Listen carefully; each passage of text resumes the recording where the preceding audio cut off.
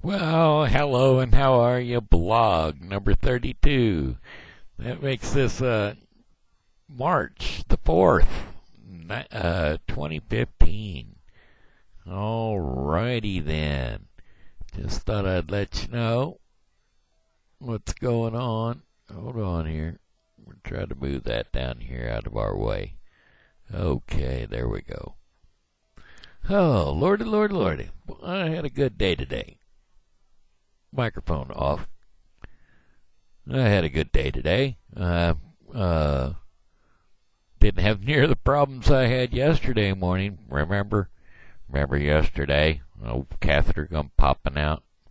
Pop goes the catheter. Anyway, I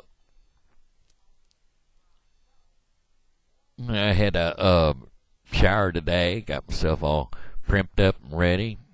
Notice I'm back in the purple shirt. You're gonna get bored with my shirts because I've only got a few that I wear, and so therefore, what can I say? You'll see them all. You'll see my entire wardrobe throughout the year. Guess I'll have to get myself back over to Goodwill and get some new clothes, if you know what I mean. If you know what I mean.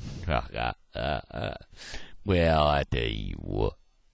There was a time when there was people walking all over this earth and they is just walking around in the same old, same old. Everybody looked like they was wearing just robes and stuff. That ain't the way it is these days. These days we got to be wearing garments of all colors and everybody's got to look a little different and they can't wear the same style and everything like that. Gotta have something new. Not me, but I tell you, I'll go to Goodwill. I'll buy my clothes from Goodwill. I tell you what, I get that from my mama. My mama, she went to Goodwill every day of her life. I don't think she has ever bought a brand new dress. Maybe once.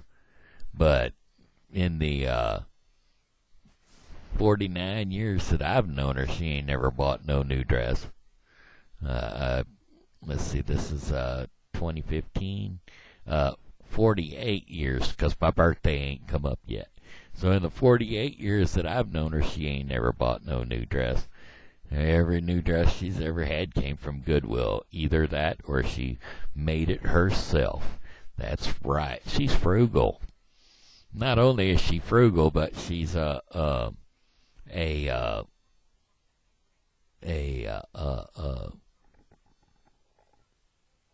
what's the word I'm looking for?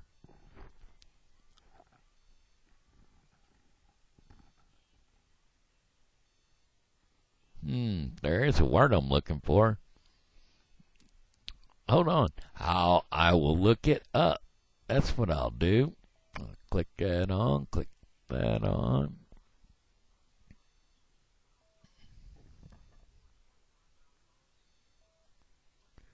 Find a thesaurus.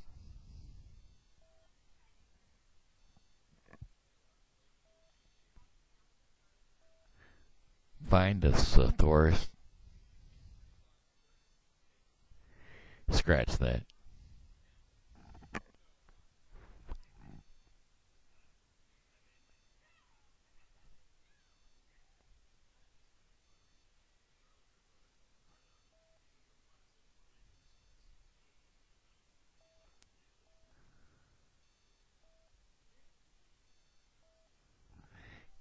Give me a word meaning.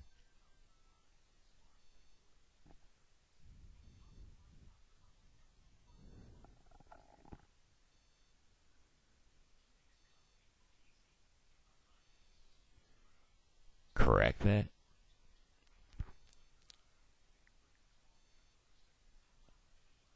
Choose 7.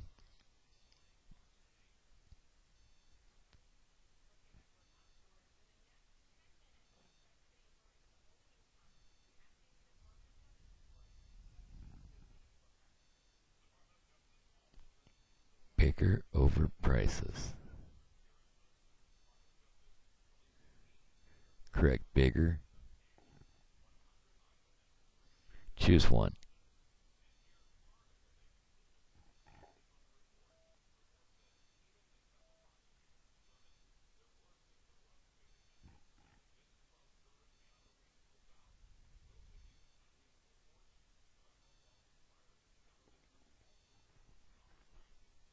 go to sleep. There it is, a haggler. She's a haggler. I can use that one. Alrighty, I'll just go back and kill this out of the way so I can see. But yeah, she's one of the great hagglers out there. Wake up. Wake up. Microphone off. Yeah, she's a haggler. So, she'll haggle any price down that she can get down. She goes to garage sales. Boy, I tell you what, when it comes to garage selling, there ain't nobody that sells more than she does. She sells from one garage sale to the next sale. And I tell you, she's a good old bickerer. She'll bicker down some prices. Started off there, she'll buy something starting out at $10 and she'll buy it for 50 cents. That's right. My son, he always says, well, I'll call up grandma or mama in this case. I'll call up mama and let her go buy it for me. That's the way he plays the game.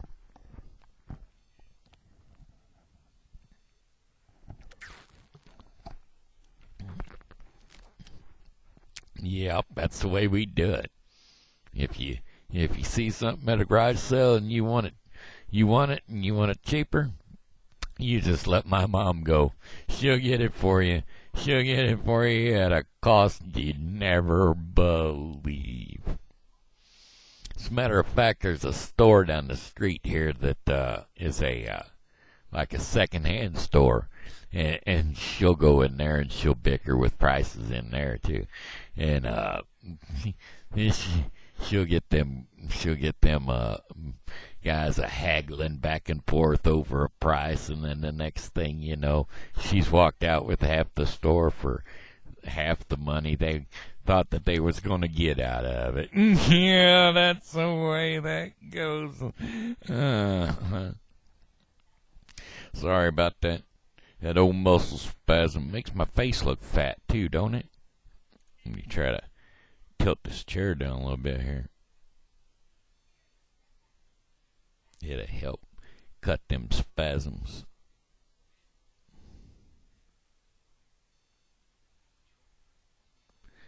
Did I ever tell you about that big old hole right there in my neck? Right above my buttons? Right there. That hole right there was caused due to tracheotomy. That's when they take and they shove a hose in your throat so that you can breathe. Well, my neck was getting all swollen up whenever I was, at the time of my accident. Well, my throat was swelling up, so in lieu of me not being able to breathe through my throat, they shoved a trachea in my throat there so I could breathe. And then they put this little button thing in there so that I could talk.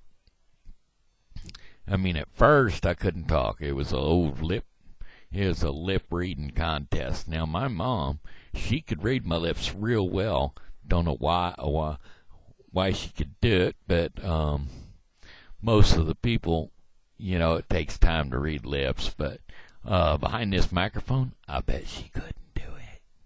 I'll bet she couldn't do it. But anyway, with this microphone being where it is, she probably couldn't do it. That's beside the point. That's not what I was getting at. When I was in the hospital, she'd come to the hospital and she'd read my lips, and she knew exactly what I needed and what I had to say and everything. So when I told her they was trying to kill me and that they weren't treating me right, well, she sat there. She was there with me all the time, almost every day. My mama was at the hospital visiting, my mom and dad both.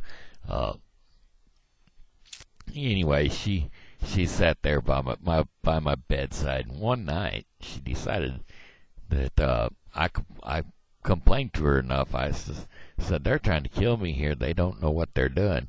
So she decided to spend the night with me, and she sat there in the corner of the bedroom in the dark, and the nurse come in, and I told her, I was telling her, I said, those numbers up there aren't right. The lady says, oh, you don't know what you're talking about. Well, then the oxygen therapist came in, and she looked up there at the thing, and she said,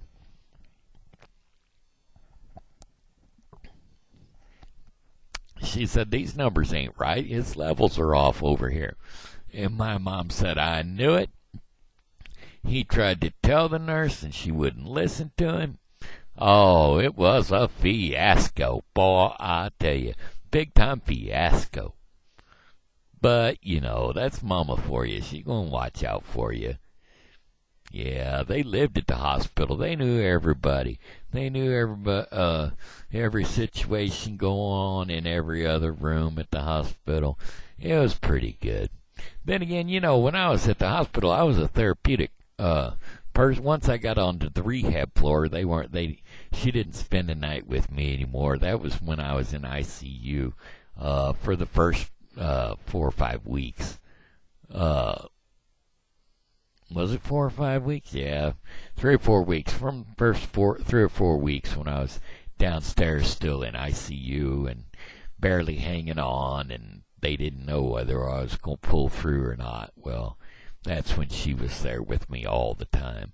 But once I got up on the rehab floor, I was a therapeutic person. I would go in there was this one girl, she had broken her leg, and the femur bone, not the femur, shin bone, whatever that one is. Anyway, she had broken that bone in her leg, and she had a halo on above the knee, and then a halo down below by the ankle, and they were stretching the bone. They were rebuilding the bone, building it back out to the length that it was supposed to be. Well, I used to go over and talk to her all the time and try to keep her spirits up and everything, because, you know, I was in a wheelchair, so I was in worse shape than she was. So she really enjoyed me being over there, and I didn't really realize how much until whenever she was getting ready to be released, her family come over to my room, and they said, you're the one that comes over and talks to her all the time, ain't you? And I said, well, yeah, I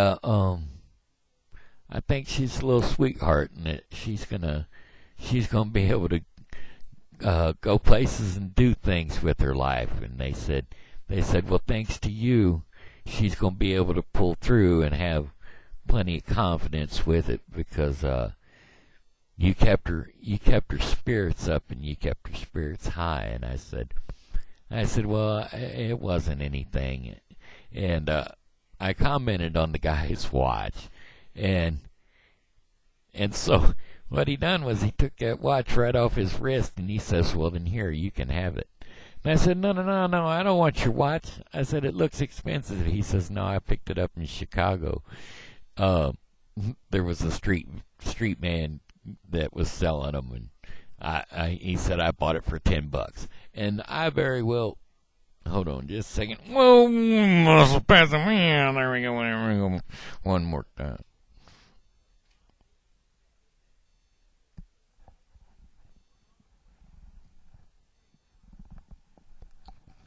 Yeah, I can very well believe that, because when I was in Chicago, in the Navy, we were out there on one of our days of leave. We got to go on a day of leave near graduation, and well, we went down there, and there was this guy sitting there. You want to buy a watch? Hey, you want to buy a watch? Hey, look at this. I got this gold necklace. Here, wait a minute. Here, hold on to this. And he took off running, and then he come back a few minutes later, and he says, did you want that necklace? I know how you was holding on to it pretty tight like that.